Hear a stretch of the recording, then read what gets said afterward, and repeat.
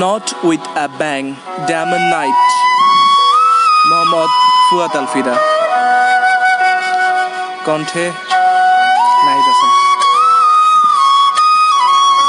শেষ বিমানটাও মাথার উপর দিয়ে উড়ে যাওয়ার 10 মাস পর রলফ স্মিথ নিশ্চিত হলো পৃথিবীতে আর মাত্র একজন মানুষ ছাড়া আর কেউই বেঁচে নেই। সে মেয়েটির নাম লুইস অলিভার। এই মুহূর্তে সল্টলেক সিটির একটা মুদি দোকানের ক্যাফেতে মুখোমুখি বসে আছে ওরা। খাচ্ছে ভিয়েনার সসেজ আর গলায় ঢালছে কফি। সসেজটা ক্যান থেকে বের করা। তেরছাভাবে সূর্যের আলো এসে পড়েছে ওদের উপর। ভেতরে বা বাইরে কোথাও কোনো আওয়াজ নেই, আছে শুধু নিঃসঙ্গতার নিস্তব্ধতা। অবশ্য আর কখনো হয়তো হবেও না এই আওয়াজ। রান্নাঘরের তৈজসপত্রের আওয়াজ নেই, রাস্তা দিয়ে ছুটে চলা গাড়ির গর্জন সেটাও নেই। পৃথিবীর বুকে এখন আছে কেবল সূর্যের আলো আর নীরবতা এবং পানি। লুইস অলিভার বিস্মিত চোখের দিকে তাকালো রলফ। সামনে ঝুঁকে নিজের দিকে আকর্ষণ করতে চাইলে মেয়েটির মনোযোগ। দেখো প্রিয়, বলল যুবক, তোমার দৃষ্টিভঙ্গির প্রতি পূর্ণ সম্মান আছে আমার, কিন্তু বুঝতেই পারছো ব্যাপারটা একদম অযৌক্তিক। বিষয়ের সঙ্গে সঙ্গীকে দেখলো মেয়েটা, তারপর তাকালো অন্যদিকে। আলতো করে মাথা না নেড়ে বলল, না রলফ, অসম্ভব, একদম না। বিয়ে ছাড়া আমি তোমার সঙ্গে থাকতে পারবো না। ফ্রান্স, রাশিয়া, মেক্সিকো আর দক্ষিণের সব মেয়ের কথা একবার ভাবলো স্মিথ। মাস 3 কাটিয়েছে রচেস্টারের একটি রেডিও স্টেশনে। থেমে যাওয়ার আগ পর্যন্ত শোনা গিয়েছে বেতারে ভেসে আসা কথা। সুইডেনে একটা বিশাল কলোনির খবর পেয়েছিল। ইংরেজ এক নারী মন্ত্রীও ছিল ওতে।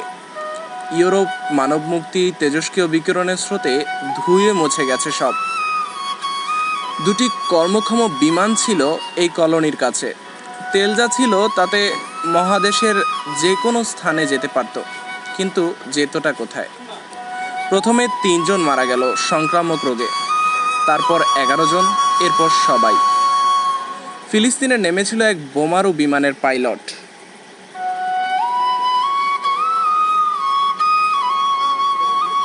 কিন্তু সে বেশিক্ষণ বাঁচেনি। ক্র্যাশের কারণে ভেঙে গিয়েছিল কয়েকটা হাড়। ওয়াশিংটনের কোনো খবর পায়নি রলফ, পায়নি new York, London, Paris, Moscow বা সিডনিরও। এগুলো যে আর নেই সে কথা স্পষ্ট, কিন্তু না থাকার কারণ রোগ নাকি বিকিরণ নাকি বোমা তা কেউ জানে না। স্মিথ পেশায় ছিল ল্যাবরেটরি অ্যাসিস্ট্যান্ট। যে রোগটা মেরে ফেলেছিল একের পর এক মানুষকে, সেটার প্রতিষেধক আবিষ্কারে ব্যস্ত দলের সদস্য। একটা ওষুধ পেয়েও গিয়েছিল, মাঝে মধ্যে কাজ করতে ওটা। কিন্তু ততদিনে অনেক দেরি হয়ে গেছে। সঙ্গে করে 40টা ভায়ালের সবকটি নিয়ে এসেছে স্মিথ। ব্যবহার করার জন্য আর কেউ অবশিষ্ট নেই বলে। এদিকে লুইস ছিল ডেনভারের একটি হাসপাতালের সেবিকা। আক্রমণের দিন সকালে নাকি অদ্ভুত একটা ভাগ্য জুটেছিল হাসপাতালটার। কথাটা বলার সময় যথেষ্ট শান্ত ছিল মেয়েটা, কিন্তু কথার অস্থিরতায় রলফ বুঝে নিয়েছিল যে এখানে কোনো কিন্তু আছে।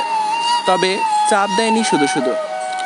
ওর মতো মেয়েটিও কর্মক্ষম একটা রেডিও স্টেশনে খুঁজে বের করে তাতে আস্তানা গেড়ে বসে। রলফ যখন জানতে পারলো যে প্লেগে আক্রান্ত হয়নি লুইস, তখন দেখা করতে রাজি হলো। কথাবার্তা হলে বোঝা গেল যে জন্মগতভাবেই রোগটার বিরুদ্ধে বাড়তি প্রতিরোধ ক্ষমতা নিয়ে জন্মেছে মেয়েটি। হয়তো এমন মানুষ ছিল আরও কয়েকজন, কিন্তু বিকিরণ আর বোমায় তাদের 12টা বাজিয়ে দিয়েছে। তবে লুইস অবাক করে দিয়েছে একটি বিষয়, আর তা হলো প্রোটেস্ট্যান্ট যাজকের আর বেঁচে নেই। প্রথমে রলফ বিশ্বাস করতে পারেনি যে লুইস এই ব্যাপারটাকে এত গুরুত্বের সঙ্গে নিয়েছে। মেয়েটা ওর সঙ্গে এক হোটেলে ঘুমাতে চায় না। ভদ্রতা এবং সম্মান আশা করে সে রলফ নিয়েও এসেছে। একেবারে খালি রাস্তাতেও ফুটপাতের বাইরে ধার দিয়ে হাঁটেও। হোটেলে ঢুকে দরজা খুলে ধরে লুইসের জন্য, চেয়ার টেনে দেয়, গালাগালি করে না একদম। লুইস বয়স 40-এর ঘরে হবে, কমপক্ষে 5 বছর পর রলফের চেয়ে বড়। যদিও নিজেকে সম্ভবত অনেক ছোট মনে করে মেয়েটি, হাসপাতালে দৃশ্যটা দেখার পর মানসিকভাবে একেবারে ভেঙে পড়েছে বেচারি। ঠাড়ে ঠোড়ে মেনে নিয়েছে যে বিশ্বে কেউ আর বেঁচে নেই, কিন্তু ইচ্ছা করে সেই প্রসঙ্গ তোলে না। গত 3 সপ্তাহে কমসে কম 100বার সব ছেড়ে ছুড়ে চলে যেতে চেয়েছে রলফ, কিন্তু কিছু যে করার নেই। পৃথিবীতে বেঁচেই আছে কেবল ওরা দুজন। লুইসকে দরকার ওর, নিজের বেঁচে থাকার জন্য। লুইস প্রিয়া, নম্র কণ্ঠে বলল যুবক, তোমার ইচ্ছার প্রতি পূর্ণ সম্মান আছে, আশা করি তা জানো। হ্যাঁ রলফ, বলল মেয়েটি, এমনভাবে তাকিয়ে রইল ওর চেহারার দিকে যেন সম্মোহিত হয়ে আছে। জোর করে বলে চলল স্মিথ, বাস্তবতা যতই রুক্ষ হোক না কেন সেটার মুখোমুখি তো হতেই হবে। পৃথিবীতে আমি এখন একমাত্র পুরুষ, তুমি একমাত্র নারী। বলতে পারি তুমি আমি হলাম স্বর্গের বাগানোর ইভ আর আদম। বিকৃত হয়ে গেল লুইসের চেহারা। নিশ্চয়ই পাতা দিয়ে গুপ্তাঙ্গ ঢাকার কথা কল্পনা করছে। ভবিষ্যৎ প্রজন্মের কথা ভেবে দেখো, বলল স্মিথ। কাঁপছে ওর গলা। মনে মনে ভাবলো, আমার কথাও একটু ভাবো, বড় জোর আর বছর 10 পারবে কাজে আসতে, কমও হতে পারে। মেয়েটাকে ছাড়া ওর কি হবে তা ভাবতেই কেঁপে ওঠে বেচারা। রোগটা ওকেও স্পর্শ করেছে, ওষুধ দিয়ে ঠেকিয়ে রেখেছে বটে, কিন্তু উপসর্গ পুরোপুরি মেলায়নি।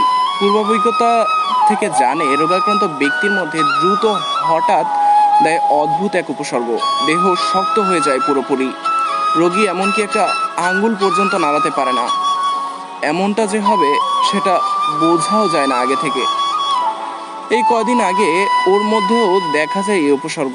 লুইস না থাকলে ওভাবেই পড়ে থাকতো মারা যাওয়ার আগ পর্যন্ত, অথচ হাতের 1 ইঞ্চির মধ্যে পড়েছিল ওষুধ ভরা ইঞ্জেকশন। পাগলের মতো ভাবলো একবার, কপাল ভালো থাকলে এই বছর 10 মধ্যে 2টো বাচ্চা পাবো তোমার কাছ থেকে, তাহলে অন্তত কষ্টের মৃত্যু মরতে হবে না। বলে চলল রলফ, ঈশ্বর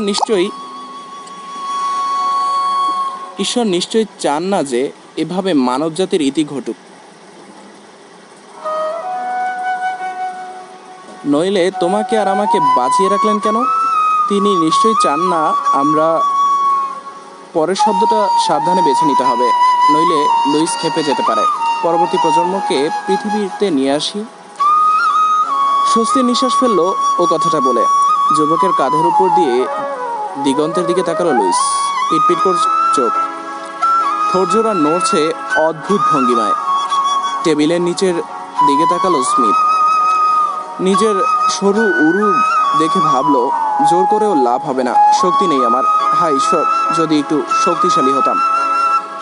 ক্রোধে ফেটে পড়তে চাইছে ভেতর থেকে, কিন্তু সেটাই চাপা দিল। মাথা ঠান্ডা করে রাখতে হবে। 3 সপ্তাহ পর সহজভাবে কথা বলতে শুরু করেছে মেয়েটা।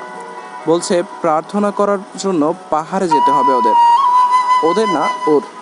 ব্যাপারটা মন্দের ভালো হিসেবে দেখতে ইচ্ছে হচ্ছে রলফের, কিন্তু রওনা দেওয়ার আগেই থামতে হবে মেয়েটাকে। ওখানে একবার পৌঁছালে সে মানসিকভাবে অসুস্থ মেয়েটার মনের হাল কি হয় তা আন্দাজ করা মুশকিল। আরেকবার চেষ্টা করার সিদ্ধান্ত নিল। লুইস শত চেষ্টা করেও মন দিয়ে শুনতে পারছে না রলফের কথা। টুকরো টুকরো কিছু শব্দ আসছে শুধু ওর কানে। মানবজাতির প্রতি আমাদের কর্তব্য, মায়ের কথা খুব মনে পড়ছে ওর। অসুস্থ হওয়ার আগে তিনি বলেছেন, বাছা, তোমার কর্তব্য হলো পরিষ্কার সুস্থ থাকা, ঈশ্বরকে ভয় করা। সৌন্দর্যের কিছু যায় আসে না। সাধারণ দর্শকে অনেক মহিলাই কিন্তু ভালো খ্রিস্টান স্বামী পেয়েছে। স্বামী যাকে ভালোবাসা যায়, সম্মান করা যায়, ফুলের তোড়া, অর্গানের সুর, নিকেতনে। রলফের শুকনো নেকড়ের মতো চেহারাটা দেখলো লুইস। ভালো মতোই জানে যে স্বামী হওয়ার মতো এই একটা পুরুষই অবশিষ্ট আছে দুনিয়ায়। এদিকে ওর বয়স হয়ে গেছে 25, তাই ভিক্ষার চাল করা আর একটা। কিন্তু মানুষ হিসেবে লোকটা কেমন ভাবলো, ঈশ্বরের কাছে আমাদের মিলন। গির্জার রং বেরঙা কাচের কথা মনে পড়ে গেল লুইসের। সবসময় ভেবে এসেছে ঈশ্বর ওর দিকে এমন কাচের আড়াল থেকে তাকান। হয়তো কখনো দেখেছেন, যদিও মাঝে মধ্যে মনে হয় যেন ভুলে গেছেন মানব জাতির কথা। বিয়ের প্রথা একেবারে অলঙ্ঘনীয় নয়, যদি যাজক না পাওয়া যায় তাহলে কিন্তু না। নিকেতনে ফুলের তোড়া, অর্গানের সুর সব বাদ দেওয়া যায়, এমনকি উপহার সামগ্রীর কথাও না হয় মাথায় না আনলো। কিন্তু যাজক ছাড়া বিয়ে? রলফের দিকে তাকালো লুইস। সরু কালো চোখ জোড়া জান্তব আশায় তাকিয়ে আছে ওর দিকে। সরু মুখের একটা অংশ কেঁপে উঠেছে থেকে থেকে। কালো চুলের আড়াল থেকে ঝুলছে কানের লতি। চুল এত বড় করা উচিত হয়নি রলফের, ভাবলো লুইস। খুব একটা ভালো দেখাচ্ছে না। অবশ্য একবার বিয়ে হয়ে গেলে এসব পাল্টানো সহজ হয়ে যাবে। শুধু তাই না, কাজটা খুশি মনে দায়িত্ব হিসেবেই নেবে লুইস। বিয়ে হয়ে গেলে শহরের বাইরে একটা খামার বাড়ি দেখার কথা বলেছে এখন রলফ। ভেতরে কিছু নেই বটে, তবে সেগুলোর ব্যবস্থা পরে করা যাবে। নিজ হাতে বুনবে ফসল, তখন আর খাবারের জন্য রেস্তোরাঁয় যেতে হবে না। হাতে রলফের বাদামি মোটা আঙুলের স্পর্শ পেল আচমকা। কথা বন্ধ হয়ে গিয়েছিল এক মুহূর্তের জন্য, কিন্তু এখন আবার শুরু হয়েছে। হাত সরিয়ে নিল লুইস। রলফ বলছে, সবচেয়ে সুন্দর বিয়ের পোশাক এনে দেবো তোমাকে, ফুলের তোড়াও থাকবে, যা চাও তুমি সব দেবো। বিয়ের পোশাক, সেই প্রসঙ্গে ফুল? যদিও যাজক থাকবে না, তাতে কি? এসব কথা আগে বললেই তো হতো। ঠিক আছে রলফ, বিয়ে করব তোমাকে। হতবাক হয়ে গেল যুবক। নিজের কানকে বিশ্বাস করতে পারছে না। আমাকে বিয়ে করবে? দম বন্ধ করে যোগ করলো, আজকেই লুইস। ঠিক আছে, আজকেই। যদিও এত অল্প সময় সব ব্যবস্থা কিভাবে করবে জানি না, তবে তুমি যখন বলছো। বিজয়ের আনন্দে আত্মহারা হয়ে গেল যেন স্মিথ। যা করার তা এখনই করতে হবে, কোনো অসুবিধা হবে না প্রিয়।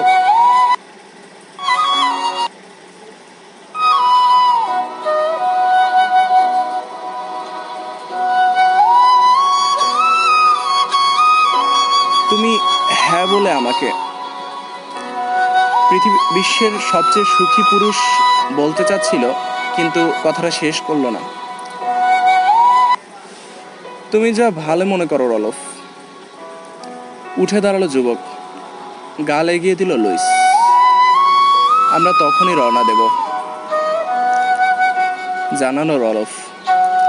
তবে 1 মিনিট সময় দাও প্লিজ। ভাবি বধূর অনুমতির জন্য কয়েক মুহূর্তে অপেক্ষা করলো রলফ স্মিথ। তারপর দ্রুত পায়ে হেঁটে গেল বাথরুমের দিকে। আর মাত্র কয়েকটা ঘন্টা, তারপরই অভিনয়ের দরকার পড়বে না। ইচ্ছে মতো ব্যবহার করতে পারবে মেয়েটাকে, চাইলে মারতেও বাধা নেই। না, খারাপ নয়।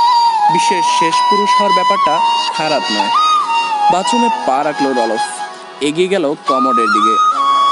পরক্ষণেই একেবারে জমে গেল জায়গাটা। উপসর্গটা আবার ফিরে এসেছে। ঘুরে দাঁড়াতে চাইল, কিন্তু নড়তেও পারছে না। চিৎকার করে ডাকলো লুইসকে, কিন্তু গলা দিয়ে বেরোচ্ছে না একটা শব্দ। এদিকে ওর পেছনে বাথরুমের দরজায় হালকা শব্দ করে বন্ধ হয়ে গেল চিরকালের জন্য। সেই সঙ্গে পাথরে খোদাই করা লেখা হলো রলফ স্মিথের ভাগ্য।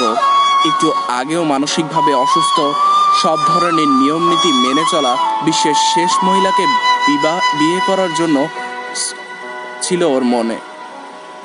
এখন তাতে শুধুই হতাশা। জানে এখান থেকে আর বেরোতে পারবে না।